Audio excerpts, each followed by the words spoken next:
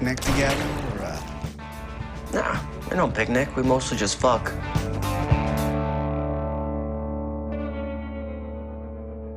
Ian is driven. He's sensitive. He's incredibly strong, both emotionally and physically. And he's determined to be the best he can be.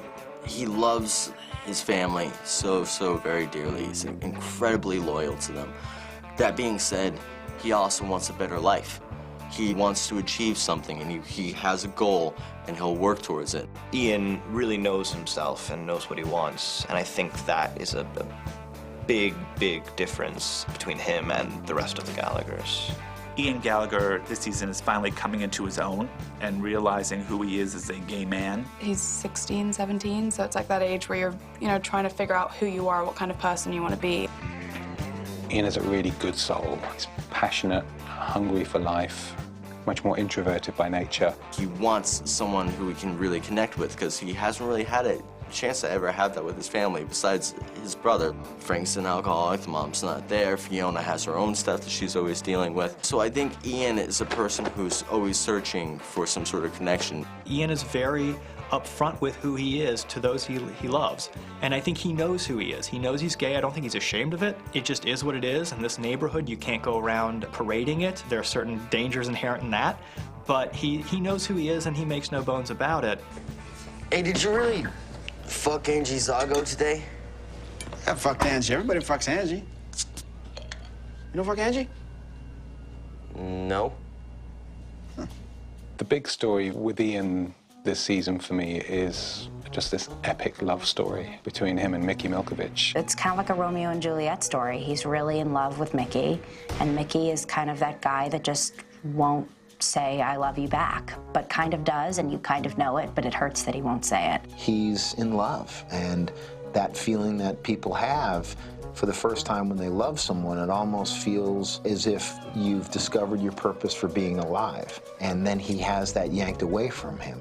He can't because of the circumstances he lives in, and he can't because of the neighborhood he lives in, and he can't because his boyfriend, for lack of a better term, is reluctant to engage in a more outgoing romantic relationship. Was I just invited to a sleepover? Fuck you is what you were invited to.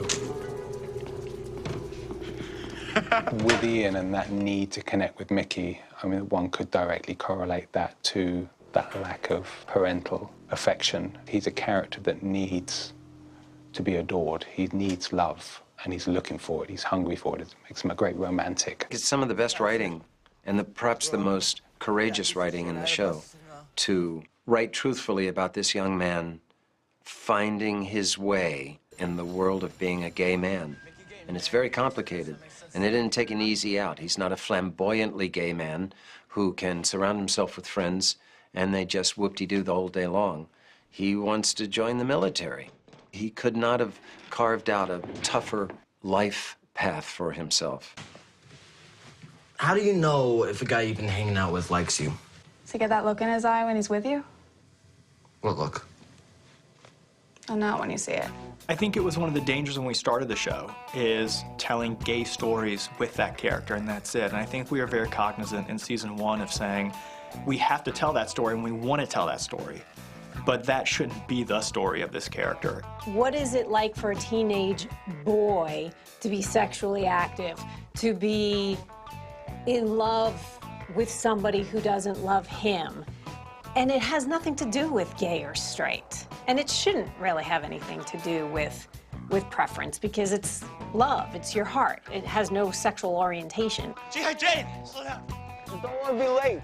It's preposterous to have, the character who's defined by being gay and maybe dresses flamboyantly and flounces down the pavement in true cliched 1970s sitcom style. Of course, we're not going to do that. The character is an extraordinarily important part of the fabric of the family and the matrix of support that family have designed for one another. He is definitely the more sensitive. I suppose we could draw that stereotype in there. He's also the most kind of upright, has the straightest moral compass. Oh, come on. Just take it. I sort of have a boyfriend. Well, I sort of have a wife. I think Ian's sexuality is a big part of who he is, but I think he's incredibly comfortable in who he is, you know? He's gay, that's a part of him.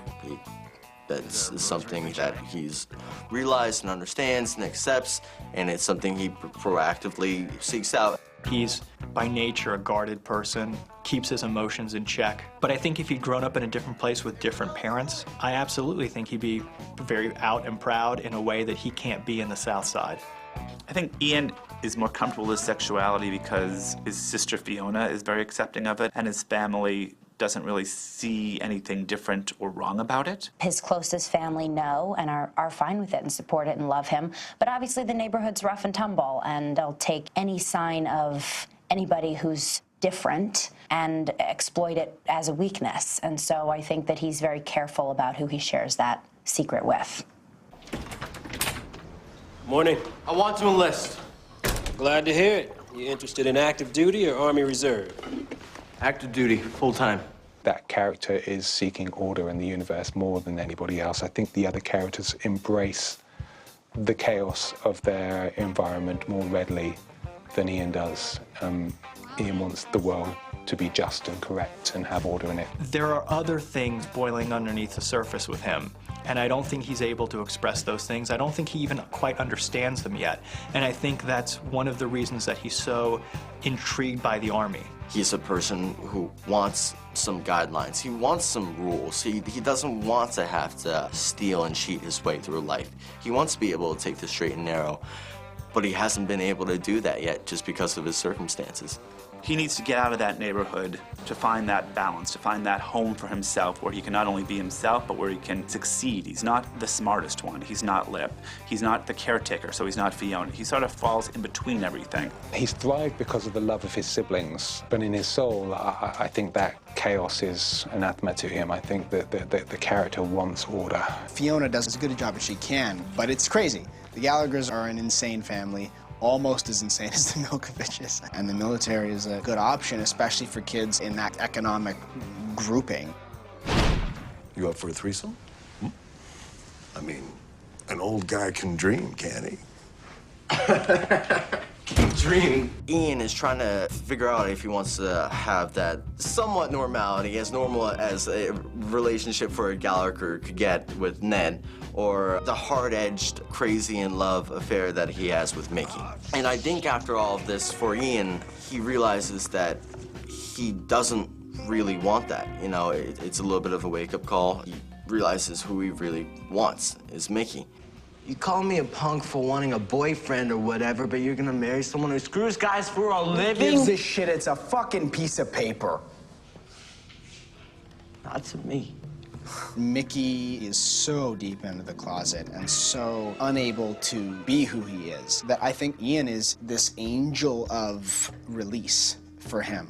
This one person in the world, in the whole world, that knows who he is and accepts who he is, and not only accepts, but loves and wants to be near and wants to see more of. One of the big things for Ian is wanting an adult relationship. It's time for him to move on from sneaking around. He wants a real, good, stable connection with someone. I know what he felt with me. You can't fake that. The truth is, in season 3, the story we're trying to tell with him is a love story. It's a love story between two characters who love each other and aren't necessarily able to tell each other that, don't have the tools to deal with those feelings and aren't sure how to navigate that. And partially that's because they grew up in an environment where being gay was not an acceptable thing, but I think it's also partially due that they're both teenagers and they just don't know how to voice and communicate their feelings in a way that, you know, they think it'll be reciprocated. And so in some ways it's a gay story, and in some ways it's just a regular teenage story of love and rejection.